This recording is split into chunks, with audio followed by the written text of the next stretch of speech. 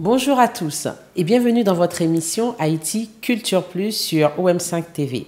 Alors aujourd'hui, je reçois Rose Esther, qui est comédienne et conteuse. Donc je vous laisse tout de suite la découvrir. Elle va nous parler un petit peu de ce qu'elle fait, de son métier. Donc on y va tout de suite. Bonjour Esther. Bonjour Venise. Comment ça va? Ça va très bien, en forme, toujours en forme. Alors Esther, pour ceux qui ne te connaissent pas, alors est-ce que tu peux nous dire qui est Esther? Bien sûr, donc je suis comédienne conteuse, comme disait Venise. Oui. On va vraiment commencer, on va dire à la base du conte, pour commencer. Oui. Donc j'ai fait une formation au conservatoire d'art dramatique pendant 4 ans. D'accord. Et puis j'ai fait une formation de conteuse professionnelle pendant 2 ans. Au Clio, ça s'appelait Atelier Fahrenheit Conte et Enfance. D'accord. Donc, super. Et puis, donc, j'ai créé vraiment mon premier... on va en parler, petit bébé, Tes amis poissons amoureux, qui est sorti chez La Matan en 2012 aux éditions des 4 Vents. D'accord. C'est vraiment le premier, à un concours ça s'appelait les 2e pression de la scène, pour les jeunes qui faisaient du théâtre, du slam, la musique. Et j'étais la seule personne, en fait, qui a fait du conte. C'était des groupes de musique et un groupe de danse contemporaine. Okay. Et c'est moi qui a remporté les prix ce soir. D'accord. Alors Esther, tu as déjà tout dit là, donc dis-nous déjà, qu'est-ce qui t'a motivé justement à choisir ce métier? Est-ce que c'est depuis toute jeune? Comment s'est passée cette voie en fait? On m'a dit, je suis la Croix des Bouquets, donc je viens d'Haïti, du côté de la Croix des Bouquets, plus précisément, donc j'ai la famille à Santo. D'accord. Et quand j'étais enfant, j'adorais faire le clown, les histoires. En fait, ce qui me plaisait le plus, c'est quand le matin, je savais que ma mère elle allait vraiment dans le fond de la montagne. Tu imaginais. Et j'arrivais pas à dormir. J'étais tout le temps collée dans sa jupe.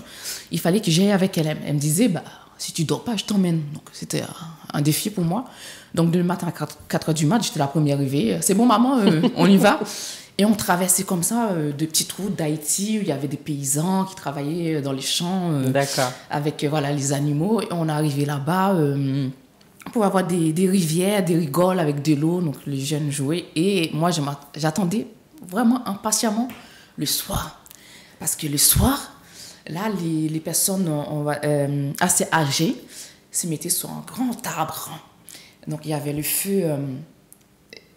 manger aussi. Il y avait le feu où ils faisaient boucaner des bananes plantains, de la patate douce, du manioc. Et là, les histoires commençaient et moi, j'avais les oreilles ouvertes, les yeux à moitié fermés pour pouvoir me déguster.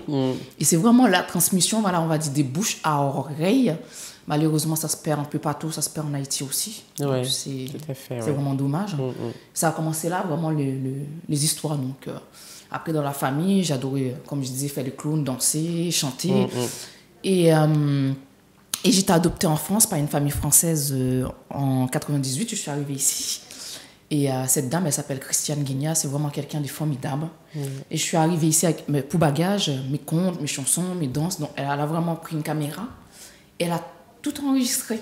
D'accord. Ouais. Et quand ce concours s'est présenté en 2007... parce que j'étais invitée à Cannes. Elle savait qu'il y avait quelque chose déjà en toi, quoi. Parce qu'en fait, j'ai raconté déjà à la famille. D'accord. Et j'ai raconté aux amis. Et puis, elle allait à Saint-Rémy-de-Provence, à côté d'Avignon. Donc, j'ai vraiment découvert les films en plein air, mais sous grand écran. Parce que tu dois te souvenir, en Haïti, non. Tout le monde n'a pas la télé, les voisins. Oui, c'est autre chose, quoi. On court tous. La personne qui a la télé, donc forcément, il y a toutes les petites têtes qui sont là pour essayer de voir les films qui passent. Et là, je me retrouve vraiment... devant un écran énorme, dehors, mais avec plein de gens autour. C'était vraiment ma première Avignon, premier festival d'Avignon. Et un jour, on avait une pièce de théâtre. Et quand c'était fini, je suis montée sur la scène pour faire pour faire les clowns. Je commençais à danser, à chanter, les gens ils regardaient, ils applaudissaient et tout. Tu t'es dit, ah. Ah non, parce que moi je faisais comme en Haïti, je savais pas, ça se faisait ici. Le plus naturellement. Voilà, il fallait pas trop se poser. Moi j'ai chanté mes chansons dans la rue, j'ai dansé, j'ai raconté mes histoires. Et puis elle m'a inscrit vraiment en septembre 98 dans une troupe de théâtre amateur. D'accord. Donc à Dreux, dans le 28, où on va dire je parlais vraiment à peine le français. Et ça m'a vraiment aidé à parler le français parce que du coup, les personnes qui venaient voir les pièces, ils disaient « Ah ouais, t'as un petit accent et tout, c'est vraiment original, c'est fait exprès, vous l'avez pris pour cet accent pour la pièce. » Je fais « Non, non, c'est vraiment mon accent, voilà, je viens d'Haïti et tout. »« Ah d'accord, mais c'est très joli. » C'est vrai que moi, j'ai eu l'occasion de te voir sur une prestation. Tu es vraiment imprimé, quoi. On sent que tu rentres dans le personnage et on arrive à imaginer la scène, l'histoire que tu racontes. Donc, justement, est-ce que tes contes sont faits aussi pour les enfants, mais aussi pour les adultes? Parce que pour dire vraiment la vérité, donc ces concours-là, c'était vraiment les adultes. Donc, j'ai commencé vraiment mes contes pour les adultes, que ce soit Tézin ou l'Orange Magique. Après, donc, comme ma maman, maintenant, elle est à la retraite, ma maman adoptive, donc, elle était maîtresse et directrice d'une école maternelle. Elle m'a fait venir vraiment pour raconter, en fait, des mélanger. Donc, ça a été dur pour moi la première fois parce que du coup, en fait, on croit que les enfants n'écoutent pas. Ils n'ont pas les mêmes visions que les adultes. Et j'étais dans mon panier, forcément, j'avais mis les fruits et légumes. Ils ont voulu prendre les fruits. Non, non, pas ça. Donc j'avais mon panier qui pesait lourd sur ma tête, vraiment lourd, parce que j'avais vraiment acheté les vrais fruits. Oui, d'accord. Au début, je mettais vraiment des vrais fruits. Et donc pendant que j'ai raconté, et je voyais les enfants qui étaient comme ça.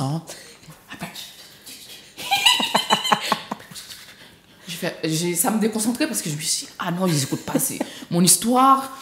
Et dès que tu parles en créole, parce que les chansons sont en créole, du coup, j'ai fait, ah non, c'est pas possible, ça a été l'horreur la première fois.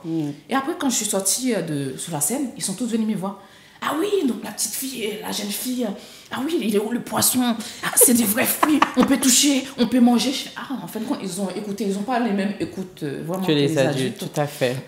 Après, j'ai raconté pour des associations donc, qui œuvrent pour Haïti, soit adoption, parrainage. Je soutiens 2 associations, notamment Accueil et Partage, par le biais par lequel je suis arrivée en France. D'accord. Donc, chaque année, j'essaie d'aller faire quelque chose pour eux, pour parler d'Haïti, pour faire découvrir d'Haïti, parce qu'il y a... Voilà, il y a l'adoption, ouais, c'est super. Il y a les enfants qui sont là, donc il y a des parents qui ne savent pas grand-chose sur Haïti. Bien sûr, tout à fait. Désolé, mais je vais vraiment dire ça, les merdes qu'on les monte à la télé, il n'y a pas que ça à Haïti. Moi, je sais que quand je suis partie en 2009, je suis revenue et j'ai posté quelques photos sur un blog que j'avais et sur Facebook. Les gens étaient étonnés. J'étais au CAI. Il y a des personnes qui me disent, c'est Haïti ça? J'ai fait, j'y étais, regardez. Si vous ne me croyez pas, regardez les photos. Non, mais c'est vrai, hein, franchement. Ouais. Ah oui, mais il y a des belles bagailles dans le pays, ça. J'ai fait, oui, mais il faut arrêter aussi de regarder la télé. Il faut penser au-delà de ce que vous voyez visuellement. Il faut aller à la recherche, il faut poser des questions. Je vais dire, il y a beaucoup d'Haïtiens un peu partout, surtout à Paris. Bien sûr, bien sûr. Il ne faut pas être ignorant non plus. Est-ce que justement, par rapport à ça, dans tes histoires, tu as envie de passer un message aux gens qui te regardent? Parce qu'il n'y a pas que les Haïtiens qui... comme toi, tu as vraiment vu du coup Tézin, le poisson amoureux. Il y a un petit message à la fin pour les gens. Tout à fait. Ouais. Si un soir vous passez... en haut de la montagne. Dans cette montagne de pleine lune... Si vous laissez s'ouvrir votre cœur et écoutez attentivement, vous entendrez les chants de Mélina.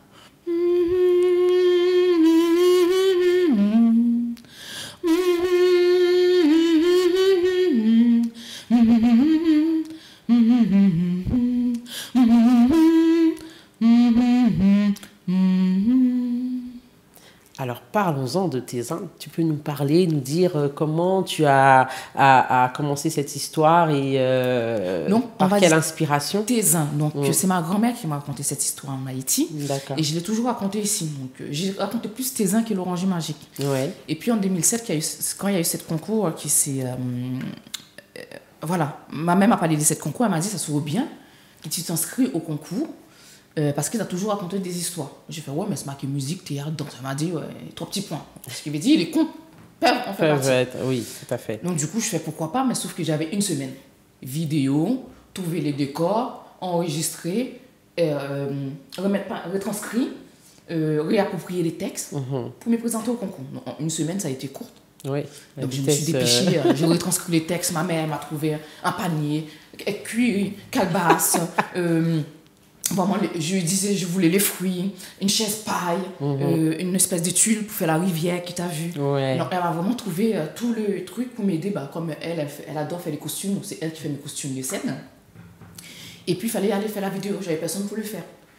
Elle m'a dit, ouais, bah, elle travaillait avec les enfants, donc elle travaillait avec des, comme Jean-Claude Galota ou Gérard Gauss. Donc elle faisait des vidéos comme ça pour les enfants. Elle m'a fait, bah, je vais te le faire.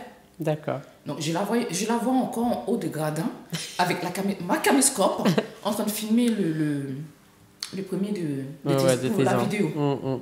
Mais on avait une restriction aussi, je crois que c'était 10-15 minutes. D'accord. Parce que tes enfants fait maximum 30 minutes. Oui, tout à fait. Et donc du coup, j'ai déposé tous les dossiers. Et j'étais partie à Cannes, invitée par le ministère de la Jeunesse et des Sports. Quand je suis revenue, plus de voix. Il faisait chaud là dehors. Là. Quand tu rentres à l'intérieur, la clim. Aïe, aïe, aïe, mes amis. J'avais pas d'écharpe, rien du tout, le petit robe d'été. Je suis revenue sans voix. Et puis, le directeur de cette salle de l'atelier spectacle d'événements, il vient me voir, il me dit, bah voilà, il m'a appelé, il m'a fait Rose Esther a été sélectionné. Moi, j'étais contente, j'ai fait, c'est sûr, t'es sûr, tu te trompes pas de personne. J'étais en train de travailler avec des enfants, puisque j'ai fait 10 ans d'animation, animatrice au centre de loisirs. Il me fait, oui, il n'y a pas de... Et puis, comme j'étais hôtesse de loge dans cette salle-là, je faisais l'accueil des artistes, j'ai bossé 10 ans avec eux. Et un soir, je travaillais, donc il vient me voir, il me fait, moi, je suis pour rien, je ne faisais pas partie du membre du jury. Un seul petit conseil à te donner. Donc, les gens avaient envie de entendre parler d'Haïti. D'accord. Donc, cette histoire les intéresse. Mais ça se voyait, c'était fait à la va-vite. Maintenant, t'as une semaine, il faut bosser. D'accord. Donc, j'ai bossé à fond pendant une semaine. Donc, tes uns, c'est toi qui l'as écrit? J'ai retranscrit, ma grand-mère, à partir de la mémoire. D'accord. J'ai retranscrit. Et puis, le soir du concours, donc forcément, j'étais la seule. Ouais.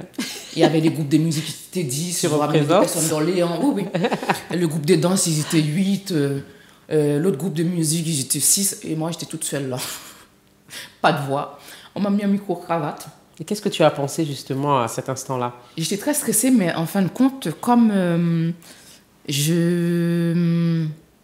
comme j'ai chanté et dansé, je me suis dit, tiens, on va mettre de la danse et du chant en plus dur ici.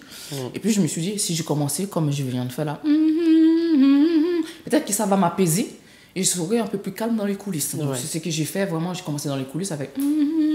Et ça a marché? Ah oui, oui, oui. Donc du coup, on m'a mis un micro-cravate qui a déconné. Mais moi, j'ai continué. Moi, j'étais à fond dans mon truc. Et j'ai continué. Et quand j'ai fini les applaudissements et tout, et la remise des prix, le mec de la FNAC, il vient me voir et me dit, franchement, on aurait cru ce soir, je vous aurais remis mon prix à un groupe de musique, comme les groupes de musique là, qui ramenaient plein de gens qui ont chauffé la salle. Ah oui. Mais ce que j'ai apprécié chez vous, c'est que je vous ai vu dans votre petite robe blanche là.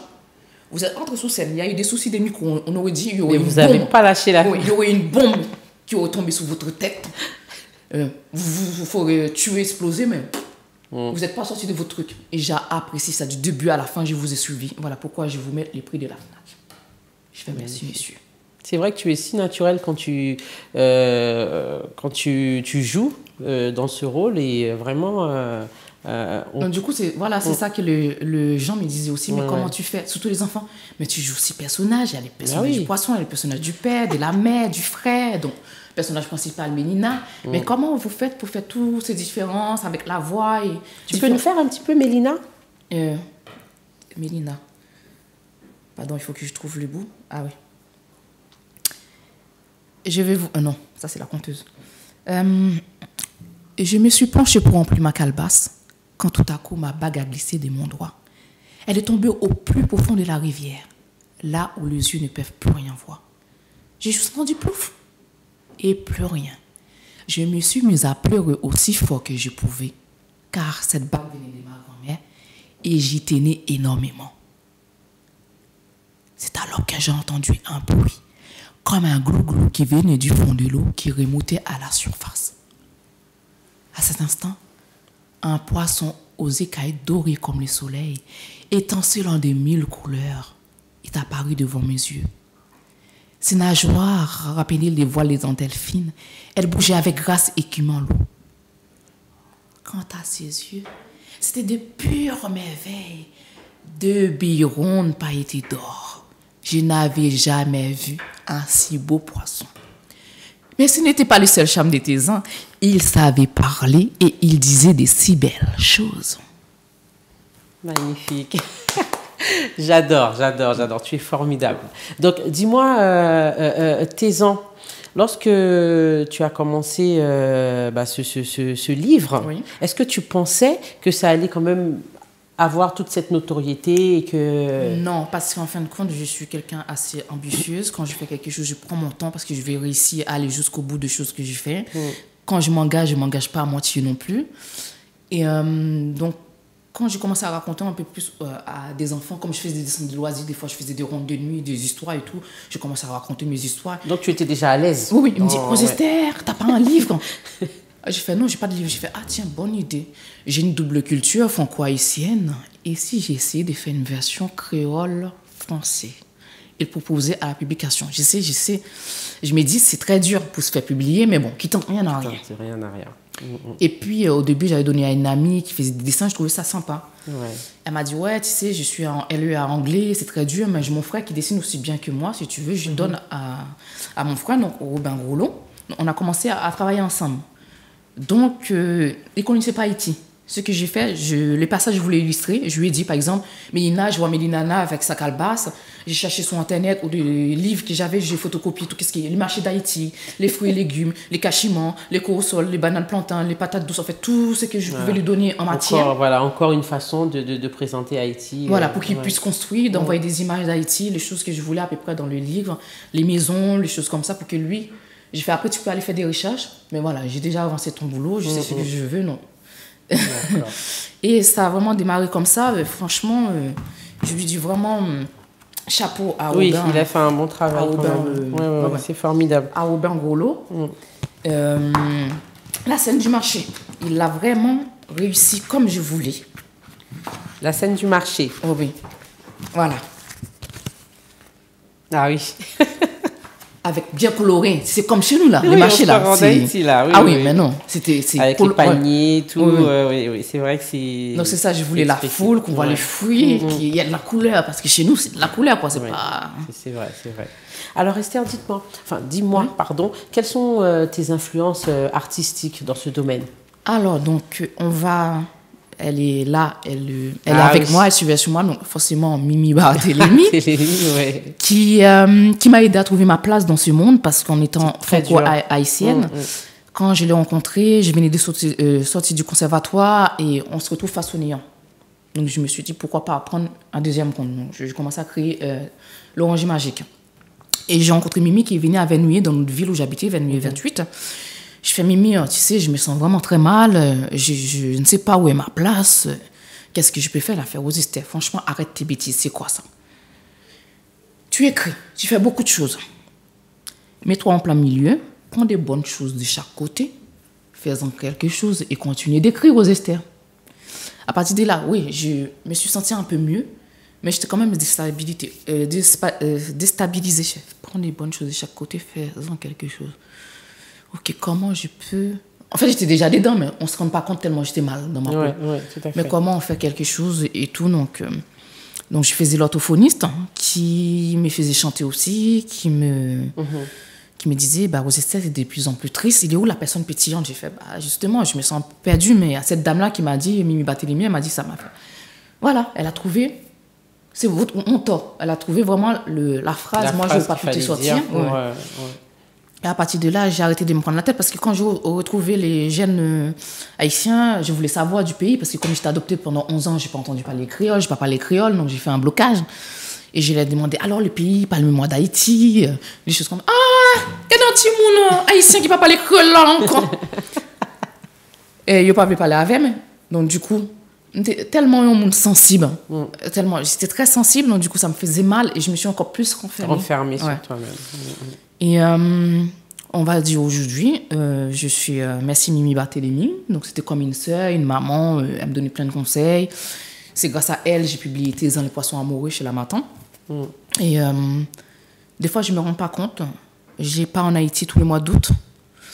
Et je me suis dit, ouais, il va avoir la télé, la radio en Haïti. Non, je fais du calme. Écoute, Mimi, elle est là avec toi. Donc, parce que Mimi me disait, arrête de vouloir parler créole, arrête de te stresser. Plus tu stresses, c'est comme ça, tu n'arriveras pas. Tu n'arriveras Tu verras, un jour, ça va venir. Bah, Mimi, tu es là, tu m'entends. Franchement, mon créole est revenu. Qu'elle me content en pile. Parce qu'il y a des fois, je parlais à un monde français. Je me rendre compte que c'est créole m'a parlé. C'est les gens qui regardent, me fait, ça dit là?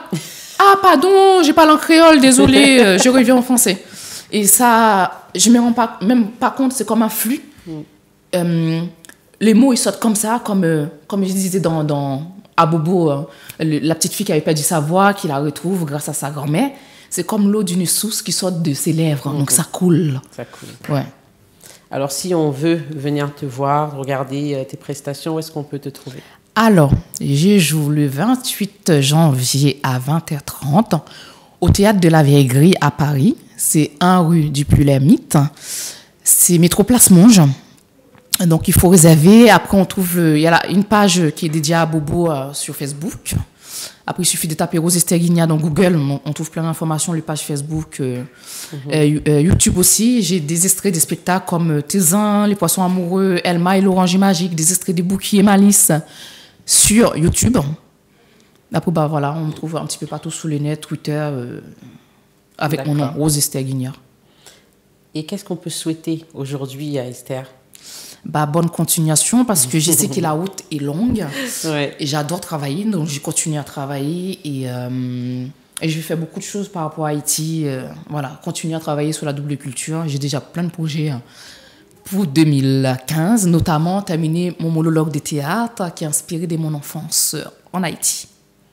Et si tu devais dire aujourd'hui quelque chose à tes compatriotes haïtiens, qu'est-ce que tu voudrais leur dire?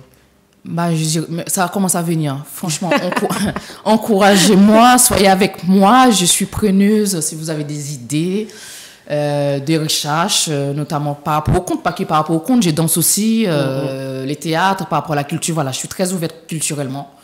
Donc, n'hésitez pas. Merci beaucoup, Esther. Merci. Et puis, une très bonne fête de fin d'année et bonne année 2015. Très bonne fête de fin d'année aussi. Voilà, beaucoup de choses pour toi pour 2015. Merci. Alors, nous étions avec Rose Esther qui est venue nous parler de Tézin. Alors, on se retrouve la semaine prochaine, comme d'habitude, à la même heure. Au revoir.